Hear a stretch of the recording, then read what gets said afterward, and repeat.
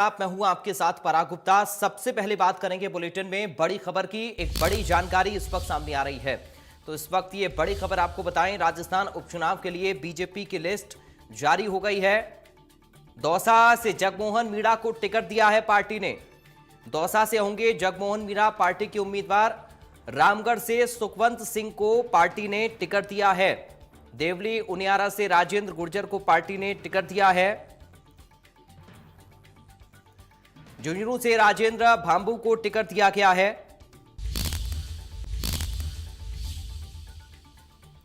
तो ये बड़ी जानकारी इस वक्त उम्मीदवारों के चयन को लेकर खींवसर से रेवंत राम डांगा को टिकट पार्टी ने दिया है। ये उम्मीदवारों की लिस्ट भी हम आपको दिखा रहे हैं। रामगढ़ से सुखवंत सिंह को टिकट दिया गया है। सलूंबर से शांता देवी मीणा को टिकट मिला है। 84 सीट पर प्रत्याशी घोषित होना अभी बाकी है। तो ये बड़ी खबर आपको इस वक्त हम बता दें। देवली उनियारा से राजेंद्र गुर्जर के नाम का ऐलान पार्टी ने कर दिया है। बीजेपी की तरफ से टिकटों का ऐलान किया गया है उपचुनाव को लेकर। दौसा से जगमोहन मीणा को पार्टी ने टिकट दिया है। तो देखिए इस लिस्ट में राजस्थान में जो प्रत्याशी हैं उनके नाम भी आप स्क्रीन पर देख सकते हैं। राजस्थान में होने वाले उपचुनाव को लेकर भी उम्मीदवारों के नाम का ऐलान बीजेपी की तरफ से किया गया। सलूंबर से शांता देवी पार्टी की उम्मीदवार।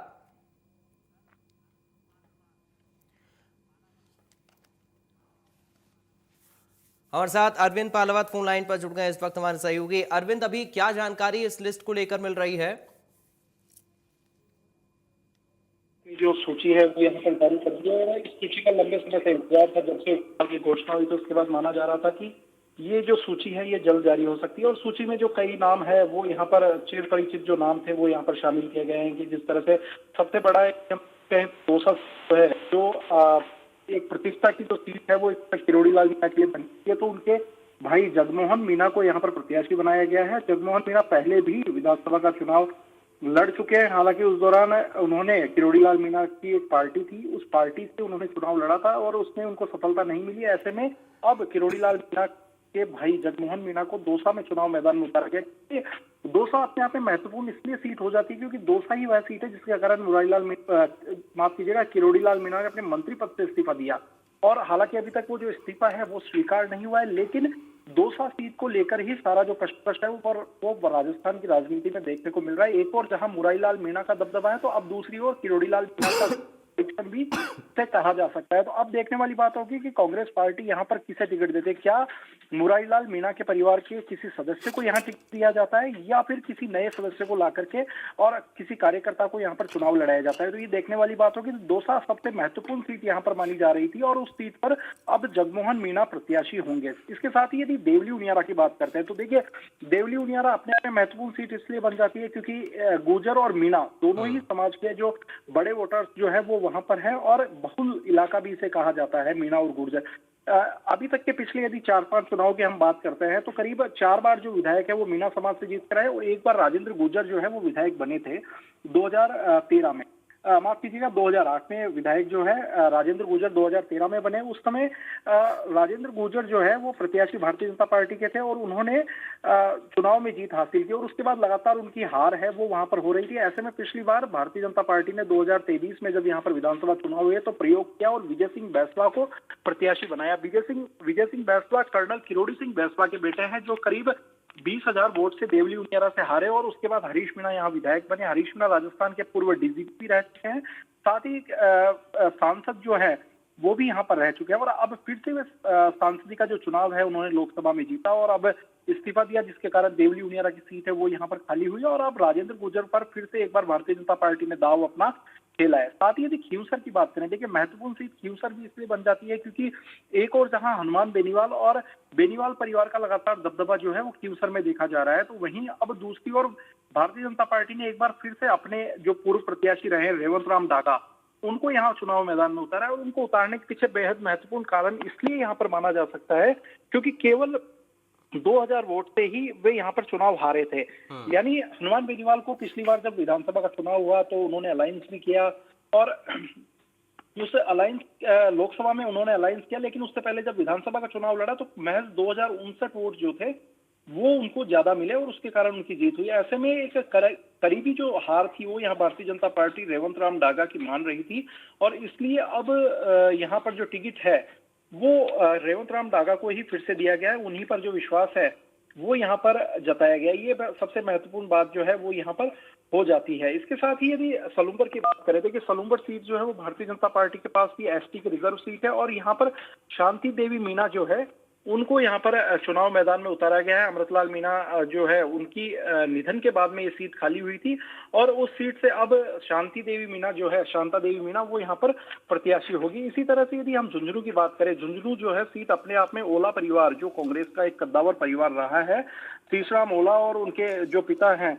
वो ओला परिवार की एक बड़ी राजनीति जो है वो झुंझुनू में रही है। तो ऐसे में झुंझुनू सीट भी महत्वपूर्ण मानी जा रही थी, और यहाँ पर राजेंद्र भांबू पर भारतीय जनता पार्टी ने एक बार फिर विश्वास जो है वो यहाँ पर जताया है। और रामगढ़ जो सीट है, जो कांग्रेस के विधायक जो थे उनके निधन के कारण खाली हो गई थी, और उस सीट पर सुखवंत सिंह को प्रत्याशी बनाया गया। देखिए सुखवंत सिंह वही व्यक्ति है जिन्होंने पिछला विधानसभा चुनाव जब था तो उस दौरान भारतीय जनता पार्टी के बागी होकर उन्होंने चुनाव लड़ा, और महत्वपूर्ण जो ये कहा जा सकता है एक बड़ा जो वोट बैंक है वो सुखवंत सिंह के पक्ष में गया। वहां पर जय आहूजा जो भारतीय जनता पार्टी के उस वक्त प्रत्याशी बनाए गए थे वो तीसरे स्थान पर थे, और बागी प्रत्याशी सुखवंत सिंह वहां पर दूसरे स्थान पर रहे। और अब भारतीय जनता पार्टी में वे शामिल हुए कुछ दिन पहले, करीब एक हफ्ते पूर्व जो सुखवंत सिंह है वो भारतीय जनता पार्टी के साथ में आ चुके हैं, यहाँ पर सदस्यता उन्होंने ली, और उसके बाद उनको रामगढ़ का जो प्रत्याशी है तो वो यहाँ चुनाव मैदान में उतारा है। और अपने आप में सारे ही जो छह सीट यदि हम कहते हैं तो सभी 6 सीट इसलिए भारतीय जनता पार्टी के लिए महत्वपूर्ण हो जाती है क्योंकि यदि यहाँ पर चुनाव जीतते हैं तो ये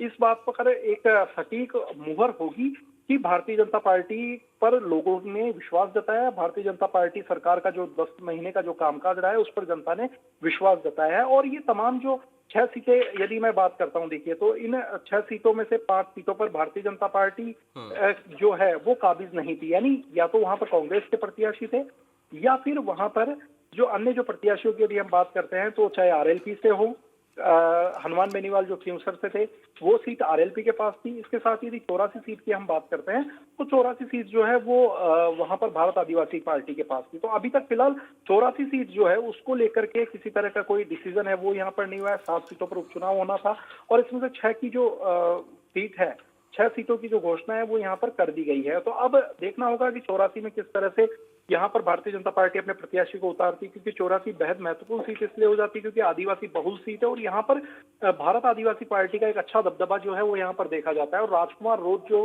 भारत आदिवासी पार्टी से 2 बार विधायक बने और उसके बाद में अब बांसवाड़ा डूंगरपुर के वे सांसद बने, तो भारत आदिवासी पार्टी क्योंकि एक रीजनल पार्टी है, आदिवासियों के मुद्दों को लेकर के पार्टी उठी है और उसके बाद लगातार एक के बाद एक जो जीत है वो यहाँ पर भारत आदिवासी पार्टी के खेमे में जा रही। तो उसको देखते हुए भारतीय जनता पार्टी फिलहाल 84 सीट को लेकर कोई बड़ा निर्णय है वो यहाँ पर नहीं कर पाई है। तो माना जा रहा है कि 1-2 दिन में 84 सीट को लेकर के भी जो कैंडिडेट की घोषणा है वो यहाँ पर हो जाएगी। लेकिन अब इन तमाम 6 सीट पर जो चुनाव प्रचार है वो काफी तेज गति से यहाँ पर होगा। भारतीय जनता पार्टी की कोशिश होगी अपने जो बड़े नेता है उनको ला करके यहाँ चुनाव मैदान में उतारा जाए और चुनाव की जो कैंपेनिंग का जिम्मा है वो यहाँ पर दिया जाए, ताकि ये जो तमाम जो 7 सीट है और जिन 6 सीट पर यहाँ पर प्रत्याशियों की घोषणा हो चुकी है तो इन तमाम सीटों पर जाकर के और एक बार फिर से ये कोशिश की जाए किसी भी तरह से बड़ी जो सीट है वो यहाँ पर भारतीय जनता पार्टी को मिले, ताकि जो कार्यकर्ताओं का मनोबल है वो यहाँ पर ऊंचा हो। भारतीय जनता पार्टी के जो नेता हैं, जो तमाम जिस तरह से कांग्रेस पार्टी जिस तरह से आरोप लगाती रही है, तो यहाँ पर कांग्रेस पार्टी को जवाब देने का जो समय है वो भी अब भारतीय जनता पार्टी के पास है। तो ऐसे में अब देखना होगा कितना कुछ कामयाब भारतीय जनता पार्टी यहाँ पर होती हुई नजर आती है इन उपचुनाव में। जी, और ये भी अब बीजेपी के लिए जरूरी होगा कि इन सीटों पर कामयाबी हासिल करे, क्योंकि अब सरकार भी आ गई है, तो इसका फायदा भी क्या देख सकते हैं हम? जी बिल्कुल, देखिए जब सरकार होती है, जिस भी संगठन की सरकार होती है तो ये जाहिर बात है क्योंकि ये जनता को ये पता होता है कि आने वाले समय में जो सरकार है वो यहाँ भारतीय जनता पार्टी की रहेगी। ऐसे में क्षेत्र में जो विकास कार्य है वो तेज गति से होते हैं यदि भारतीय जनता पार्टी जिस भी पार्टी की सत्तारूढ़ सरकार होती है और उसी पार्टी का यदि विधानसभा में सदस्य होता है, तो ये जाहिर सी बात है कि कहीं ना कहीं उसका एक प्लस फैक्टर जो है वो सत्तारूढ़ दल के पास जरूर होता है। लेकिन अब तक के जिस तरह से उपचुनाव के ट्रेंड्स हमने देखे हैं, तो वहां पर यदि किसी प्रत्याशी का निधन हुआ है तो उसके परिवार का जो भी सदस्य खड़ा हुआ है, चाहे वो बीजेपी से हो चाहे कांग्रेस से, उसको सिंपैथी जो वोट बैंक है वो मिला और वहां पर उनकी जीत हुई। लेकिन अब चूंकि राजस्थान की यदि हम बात करते हैं, तो और राजस्थान में जिस तरह से 7 सीटों पर चुनाव है और इन 7 में से जो महत्वपूर्ण सीटें हैं वो यहाँ पर शामिल है, अलायंस की जो सीट थी वो यहाँ पर शामिल है।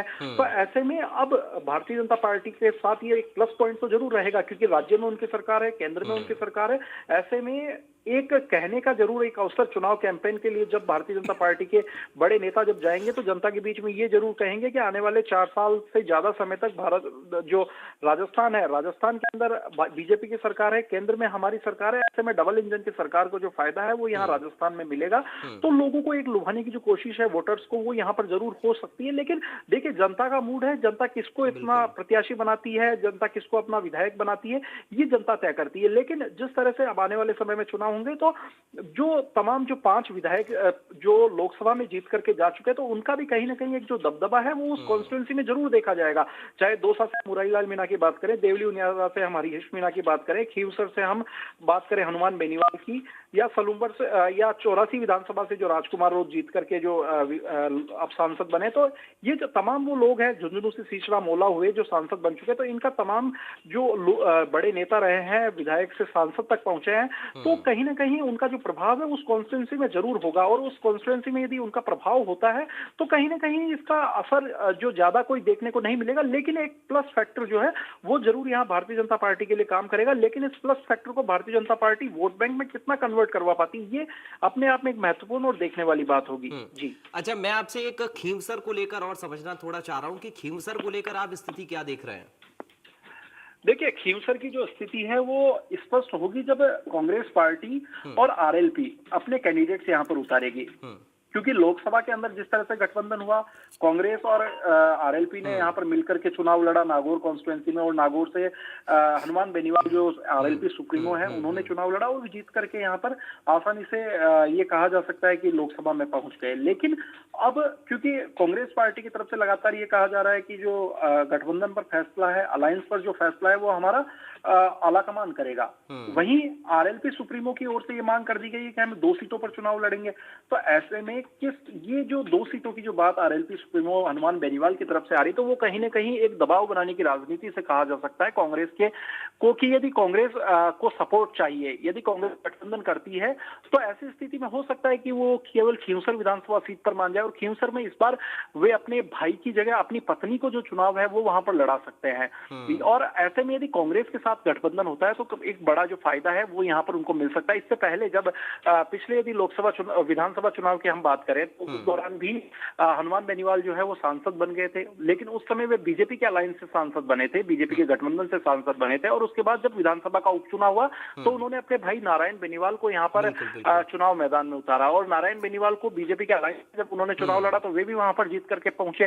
तो ऐसे में कहीं ना कहीं खींवसर की जो पूरी राजनीति है वो बेनीवाल परिवार के इर्द गिर्द घूमती हुई नजर आ रही है। तो अब खींवसर की यदि वर्तमान स्थिति की हम बात करते हैं तो ये काफी महत्वपूर्ण हो जाएगा, क्योंकि रेवत राम डागा जो है वो पिछली बार महज 2059 वोट से ही यहाँ पर चुनाव मैदान में पीछे रहे थे, यानी केवल 2059 यदि वोट उनको और मिल जाते तो ऐसे में उनकी जो जीत है वो यहाँ पर तय हो जाती। लेकिन अब चूंकि 2059 वोट के कारण वे हारे थे तो बीजेपी ने एक बार फिर से उन पर विश्वास जताया। लेकिन अब जो खींवसर की स्थिति है वो तभी एक्चुअल क्लियर हो पाएगा, कांग्रेस और आरएलपी का क्या किसी तरह का यहाँ गठबंधन होता है वो तय हो जाएगा। यदि गठबंधन होता है तो ऐसी स्थिति में हनुमान बेनीवाल को एक संजीवनी है वो वहां पर जरूर मिलती हुई नजर आएगी, क्योंकि इससे पहले का जब चुनाव था तो वो भी उन्होंने अलायंस के दम पर नारायण बेनीवाल को जिताया था। तो ऐसे में यदि अब कांग्रेस के साथ अलायंस हो जाता है तो कांग्रेस का जो वोट बैंक है वो यहाँ पर जरूर हनुमान बेनीवाल के फेवर में जाएगा, और ऐसे में हनुमान बेनीवाल की जो जीत है वो वहां पर हो सकती है। लेकिन रेवत राम डागा काफी नजदीकी मामला उनका रहा है, तो ऐसे में ये जरूर तय हो चुका है कि खींवसर में कड़ी टक्कर है वो यहाँ पर इस बार के विधानसभा चुनाव में देखने को मिलेगी। फिलहाल जो स्थिति वेट एंड वॉच की है कि क्या आरएलपी और कांग्रेस का गठबंधन होता है, और उस गठबंधन के आधार पर ही आगे की जो रणनीति है, आगे की जो राजनीति है वो तय होगी। देखना अहम होगा। और आपने चूंकि बड़े विस्तार से एनालिसिस एक एक सीट का किया, बहुत शुक्रिया आपका अरविंद बालावत, तमाम जानकारी और इस पूरी बातचीत के लिए। चलिए खबरों में बढ़ते हैं अब आगे। शनिवार